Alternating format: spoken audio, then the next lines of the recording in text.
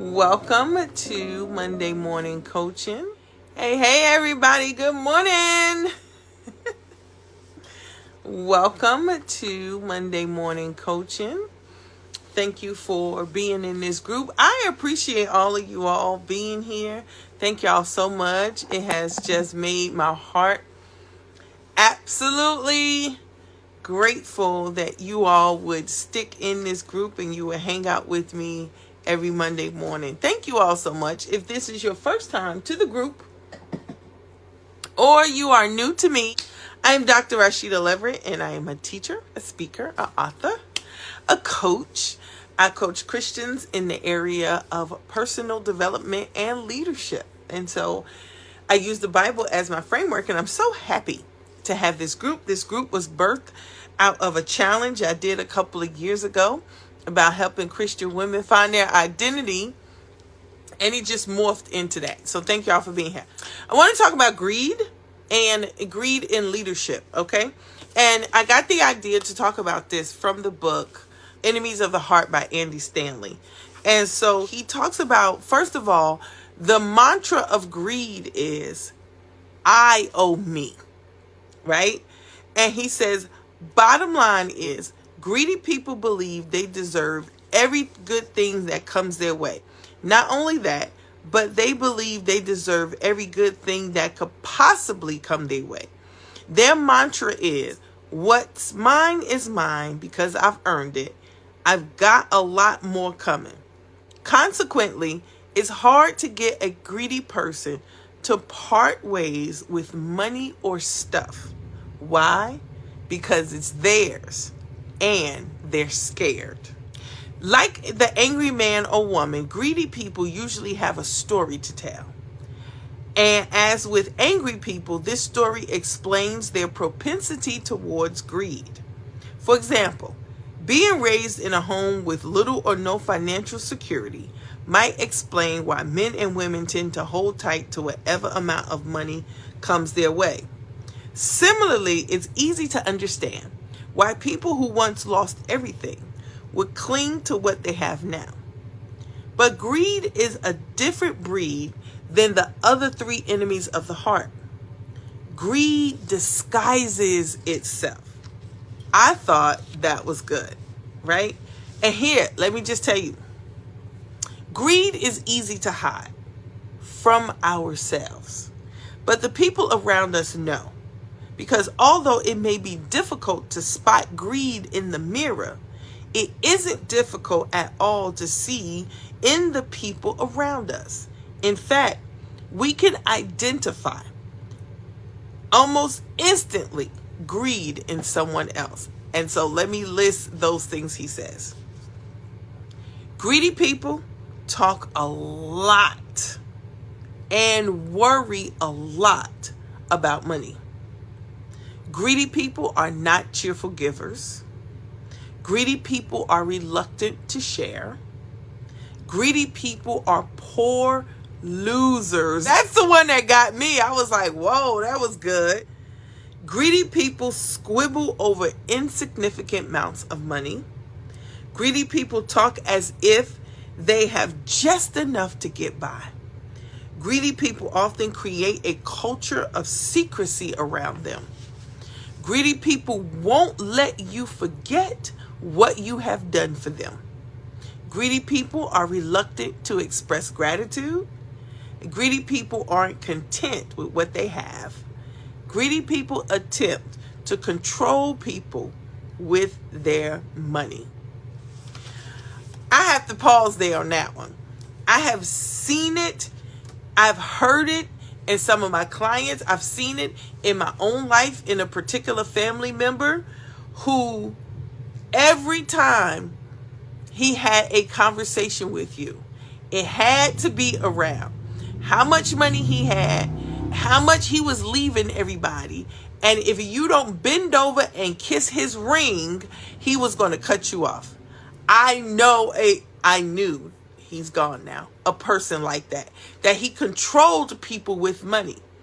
And it wasn't until I really started studying money and finances and leadership that I understood that this person was controlling people with money. He was trying to keep them in their good graces because of money. He was greedy and he was shrewd. And it wasn't like he didn't have the money, because he did.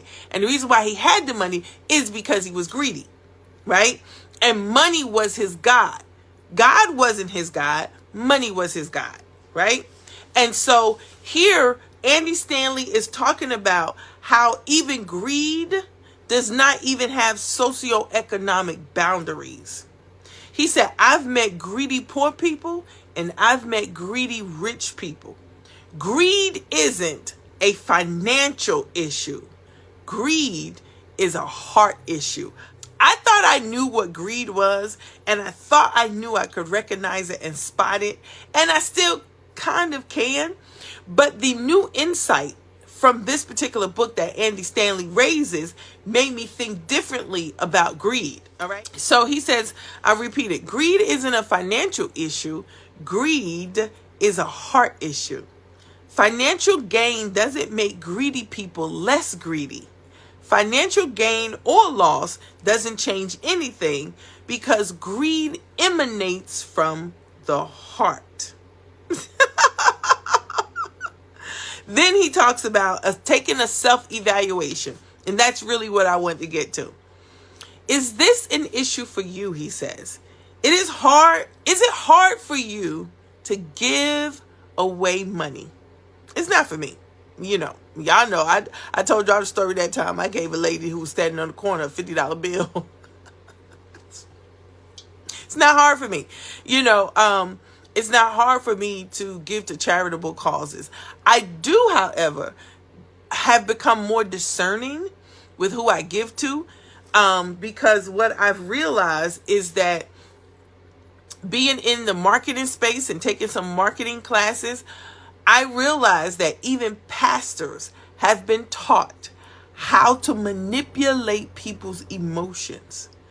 Marketing is all about emotions. Let me just give y'all a little marketing secret there, okay? Marketing is all about emotions. And if you can get people into their emotions, then you can get them to part ways with their money. And it's actually a tactic that is taught in a lot of places. I kid y'all not. I'm not kidding. I swear it's not. All right. So let's take a heart check and to see if you struggle with greed. Is it hard for you to give away money? Are you quick to make excuses? Do you ask a lot of questions that makes you look like you are a careful steward, but in fact, you're looking for an excuse not to give? When you do give, do you feel like the recipient owes you something in return? That's a big one right there. In other words, are there always strings attached to your gifts? If this is a heart issue for you, then I can assure you that your family feels like they're competing with your stuff. At times, they'll feel like you value your stuff over them. They may feel like they have to beg you for whatever they get out of you financially. They see and feel the strings. They hate bringing up financial issues around you. Let me tell y'all something. That right there was my situation. Like I told y'all before, I had a family member who the only thing he ever talked about was money.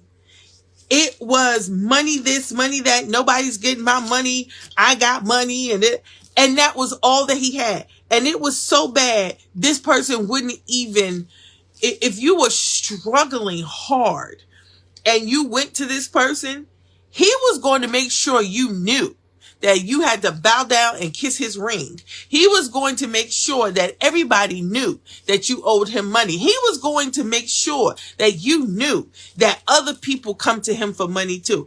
It was all about his heart. His whole world was about how much money I got and who's going to bow down and kiss my ring to get it, right?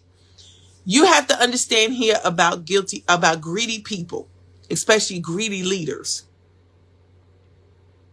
Greed is an extension of who they are. Greed is their identity. Okay? They are not being a good steward over what God has given them. They are being a greedy leader, and there's a difference. Okay? I want you to guys know that for greedy people, stuff is equal to their life. Money is equal to their life. Conversations and worry always is about how they don't have enough and need to get more, because that's an extension of their heart and an extension of their identity. All right. They are not protecting what God gave them. They are hoarding what they have believed they deserve and have created for themselves. I did this for me, and because I have it and you don't, you have to bow down to me, right? They don't place value on other people. They place value on people based on their own financial situation. If you have less money than a person who struggles with greed, they are always going to treat you as if you are a pauper who has to dance and perform in order for them to give you a grape to eat. Okay? So this is what he says, and I'm closing up. Fear is the driving force behind greed. Fear fuels greed. Greed is supported by an endless cast of what ifs. What if my property gets scratched? What if my item gets lost? What if there's not enough? What if I don't get my fair share? What if she has more than me? What if the economy collapses? What if Kamala Harris becomes president? What if Donald Trump becomes president? People lodge their greed into their hearts for fear that God didn't give them enough. More to the point, they're afraid that God won't take care of them in the fashion or the manner that they want to be taken care of. The gap between what they suspect God might be willing to do and what they want becomes a major source of anxiety for a greedy person. So greedy people shoulder the burden to acquire and maintain everything they need to provide the sense of security that they have, that they desire, because they are the only ones who can provide their sense of security. But herein lies the problem. With greedy people, it's never enough. Greedy people can never have enough to satisfy their need to feel secure in light of conceivable eventualities or what ifs. There's always another what if that drives them to go and acquire more. Their appetites cannot be satisfied. So they feel like they never have quite enough, which of course is the very thing that they fear. Consequently, greedy people are rarely at peace with others and are never at peace with themselves. Greed will eventually strain their relationships on every level, eroding long-term relationships over stuff that has a usefulness for only a few years.